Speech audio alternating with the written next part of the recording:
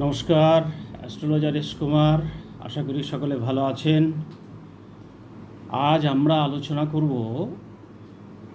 জন্মছকে লগ্নে যদি রবি থাকে অর্থাৎ সূর্য থাকে, তাহলে আপনারা কি ফল পেতে পারেন। লগ্ন বিষয়টা আপনারা আশা করি অনেকেই জানেন। রাশি বিষয়টা সকলেই বোঝেন, কারণ চন্দ্র যেখানে বসে আছে সেই ঘরটিকে বা রাশিটিকে বলা হচ্ছে আপনার রাশি। আর লগ্ন বিষয়টা আপনারা কিভাবে দেখবেন জন্মছকে লেখা রয়েছে লং বা 1 নম্বর লেখা রয়েছে। 1 নম্বর সাধারণত কম থাকে, লং ল অনুস্বর লেখা আছে। এই ল অনুস্বর যেখানে লেখা আছে আপনি ধরে নেবেন ওই ঘরটি হচ্ছে আপনার লগ্ন। বস্তুত 3টি ঘর থেকে জ্যোতিষে বিচার করা হয়ে থাকে। 1 হচ্ছে লগ্ন, 2 হচ্ছে রাশি এবং 3 হচ্ছে রবি। ওই জন্যই বলা হয় লগ্ন এবং চন্দ্রলগ্ন এবং রবি লগ্ন। তো যাই হোক, আমরা এখন শুধু লগ্নটা দেখব। আপনি দেখবেন আপনার জন্মছকে কোন জায়গাতে লং লেখা রয়েছে। আজকে আমরা আলোচনা করব মেষ রাশিতে। মেষ রাশিটা যদি আপনার লগ্ন হয়, অর্থাৎ মঙ্গলের ঘর যে প্রথম রাশি মেষ রাশি, এই রাশিতে লেখা রয়েছে আপনার লং, অর্থাৎ তার মানে আপনার রাশি যে কোনোটা হতে পারে, আপনার লগ্ন কিন্তু মেষ রাশি। ঠিক আছে?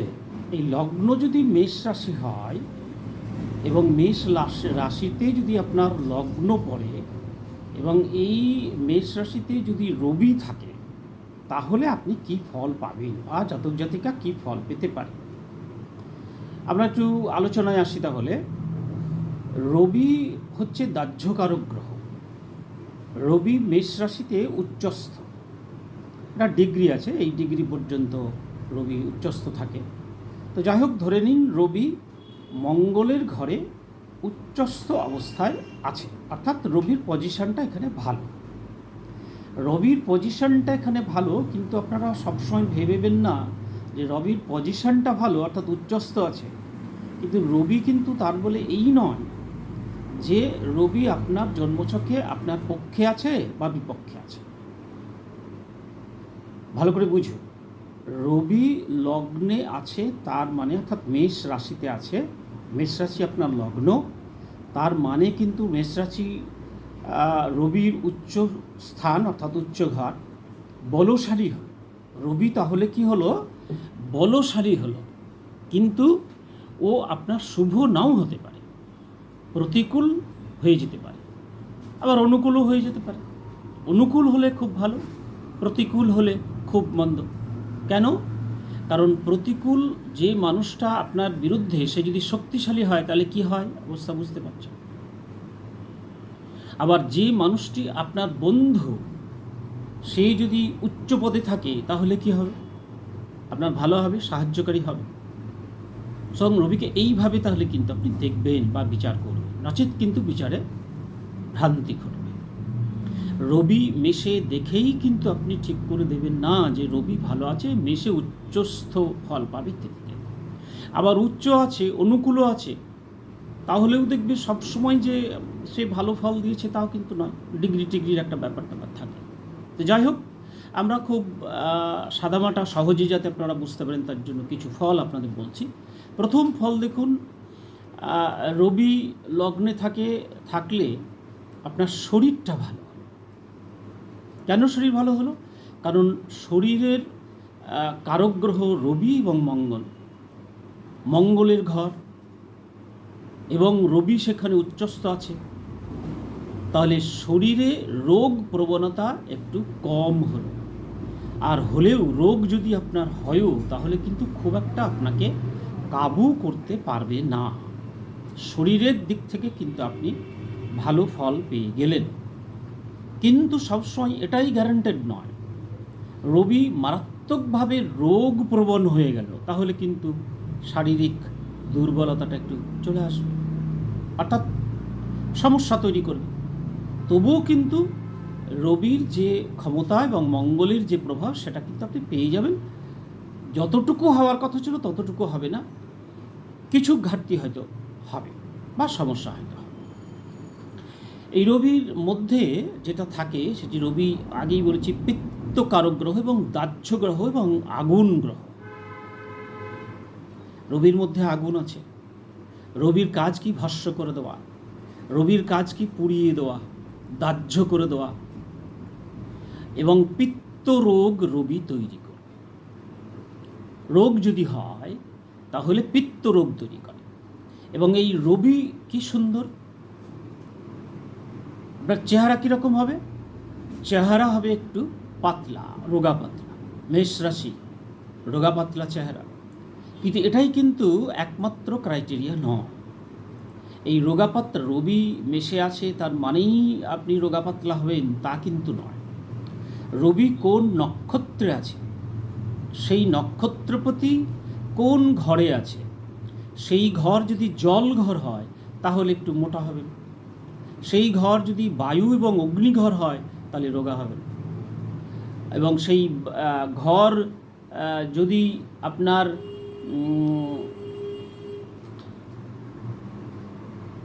বায়ু হয় তাহলে আপনি কি হবেন? একটু রোগা হবেন। অর্থাৎ এই ঘরের উপরে, রাশির উপরে নির্ভর। এখন এই যে নাকটা খুব সুন্দর হবে, ঠোঁট দুটো খুব পাতলা হবে এবং দেখার মতো হবে, এগুলো হবে।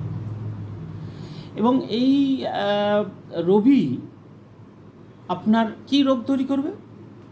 পিত্তরোগ। পিত্তরোগ কি?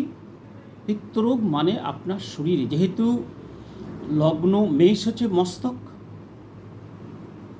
মেষ রাশির আমরা যদি কালপুরুষের ছক দেখি তাহলে মেষ রাশি কিন্তু মস্তক।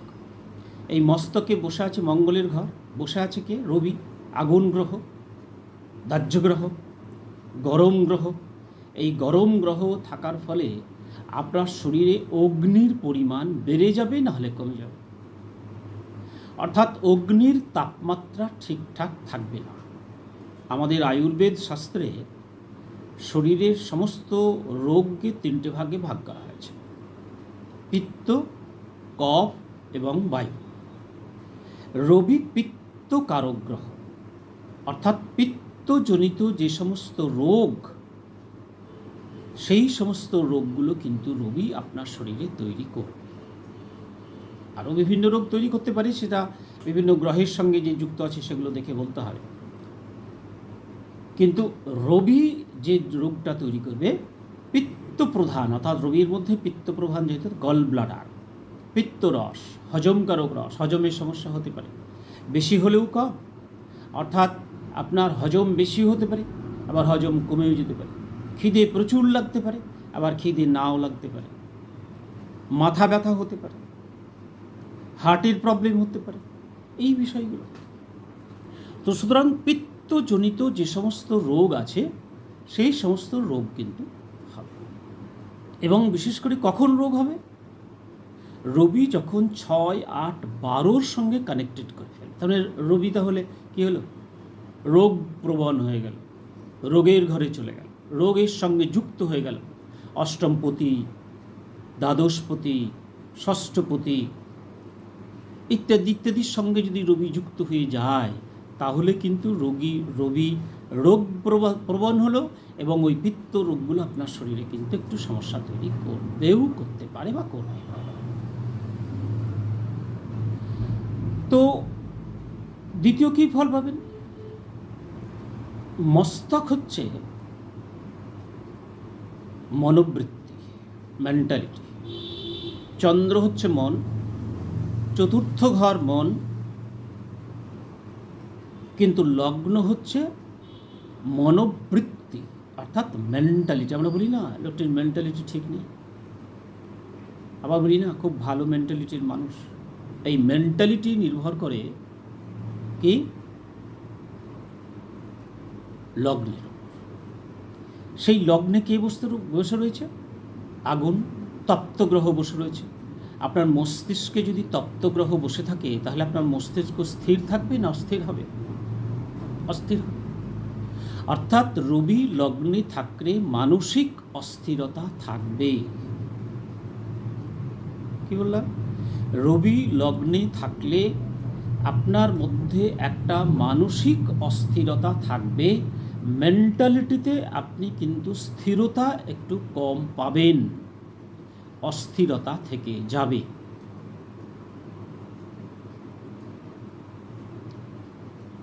যদি দুটো জিনিস আপনাদের এখানে দেখতে হবে, এই রবি মঙ্গলের ঘরে থাকার ফলে রবিটা কি হলো, মঙ্গলটা কি হলো, অর্থাৎ এই মেষ রাশিটা কি হলো, স্থির হলো, কারণ বন্ধু ঘর স্থির হলো, গুড সাইন অর্থাৎ পজিটিভ দিক, 1 নম্বর। 2 নম্বর হচ্ছে রবি অনুকূল কি প্রতিকূল, এটা আপনাকে দেখতে হবে।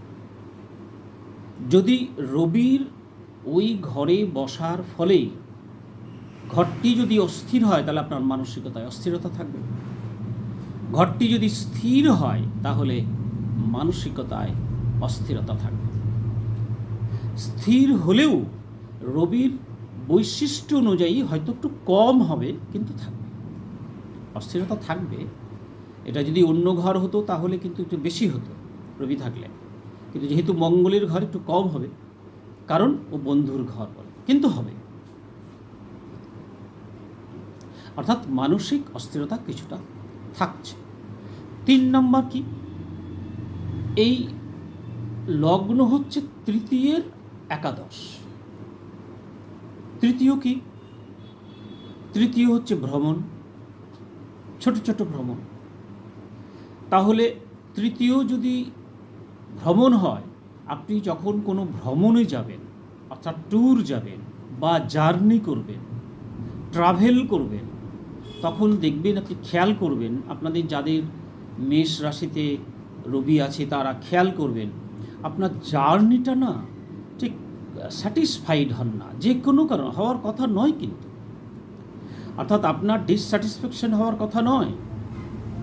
রবি উচ্চস্থ আছে, মঙ্গলের ঘর বন্ধু ঘরে আছে, কিন্তু জার্নি আপনার কোনো মতেই ঠিক হয় না, যে কোনো কারণে হোক আপনি একটা ডিসস্যাটিসফ্যাকশন মনের মধ্যে বোধ করেন, জার্নিটা না ঠিক, ট্রেনেই হোক, বাসেই হোক, বা হোটেলেই হোক, ঘুরতে গিয়েই হোক, যে কোনো কারণেই হোক না কেন, ছোট হোক বড় হোক, যে কোনো কারণেই হোক না কেন, যে আপনার যাত্রা পথ এবং যাত্রাটা সন্তুষ্টিজনক হলো না, এই বোধ কাজ করবে। কেন? এর কারণ হচ্ছে আপনার যাত্রার ঘরে, যাত্রার যে সফলতার ঘরে একটা আগুন গ্রহ বসে আছে, সেখানে আপনাকে অস্থির করে দিচ্ছে। অতএব যাত্রাটা আপনার স্থির হচ্ছে না, সন্তুষ্টিজনক হচ্ছে না। 4 নম্বর আপনার কি দেখব? 4 নম্বর দেখুন, এই লগ্ন হচ্ছে চতুর্থের দশম, তৃতীয়ের একাদশ, চতুর্থের দশম। চতুর্থ থেকে আমরা কি বিচার করি? চতুর্থ থেকে আমরা বিচার করি কি? গাড়ি, বাড়ি, জায়গা, জমি, গৃহ, কমফর্ট,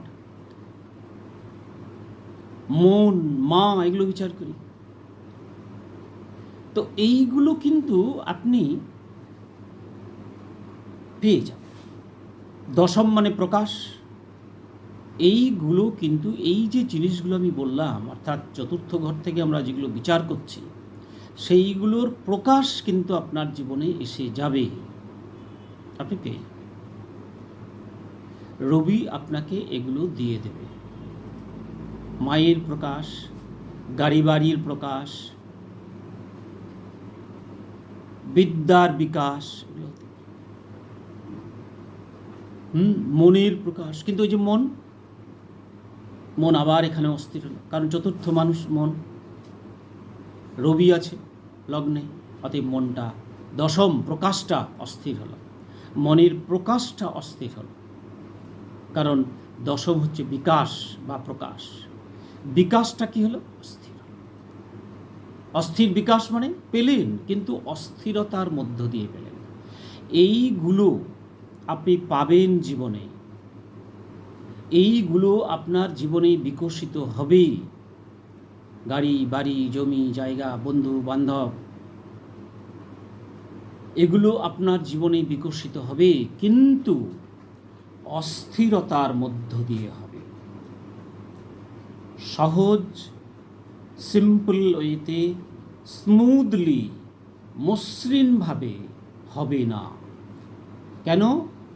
কারণ লগ্নেই অর্থাৎ চতুর্থের দশম ঘরে চতুর্থের জিনিসপত্রগুলোকে, চতুর্থের বিষয়গুলোকে যে বিকশিত করবে আপনার জীবনে, সেই যে ঘর সেখানে যে বসে আছে সে কিন্তু অস্থির করছে আপনার ওই ঘরটিকে।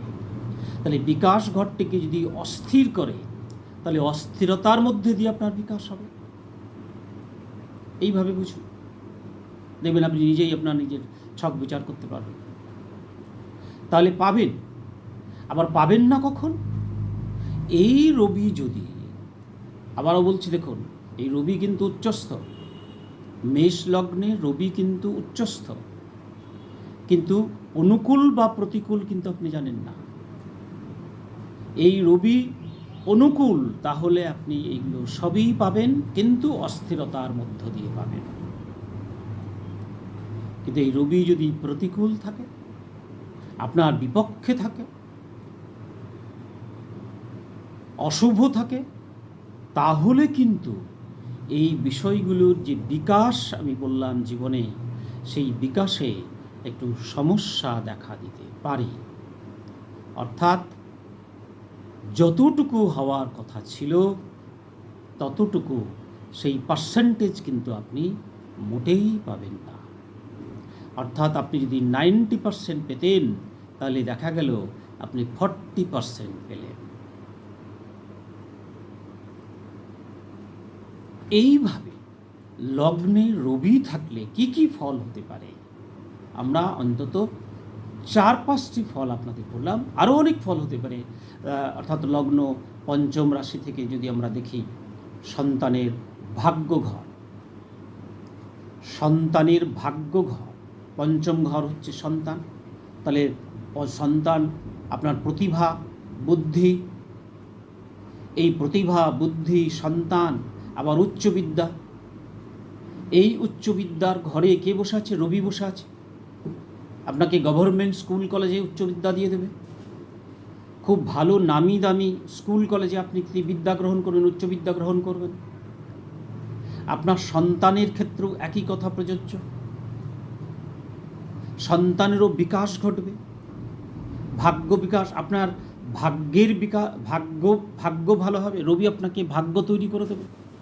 কিন্তু এই যে বললাম, যেহেতু অস্থির আছে, ভাগ্য যে তৈরি হবে সেটা কিন্তু স্মুথলি হবে না। কি হবে? একটু অস্থিরতার মধ্যে দিয়ে হবে। ঠিক আছে, আজ এই পর্যন্তই। আপনারা এইগুলো দেখুন এবং আপনার হরস্কোপ খুলে আপনারা বিচার করতে শিখুন। আপনাদের মধ্যে যদি একজনও অন্তত এই পদ্ধতি অবলম্বন করে নিজেকে একটু বিচার করতে পারছি বলে মনে করেন, তাহলে আমি আমার এই প্রয়াসটা সার্থক বলে মনে করব। ধন্যবাদ। সকলে ভালো থাকবেন, আনন্দ থাকবেন, খুশিতে থাকবেন।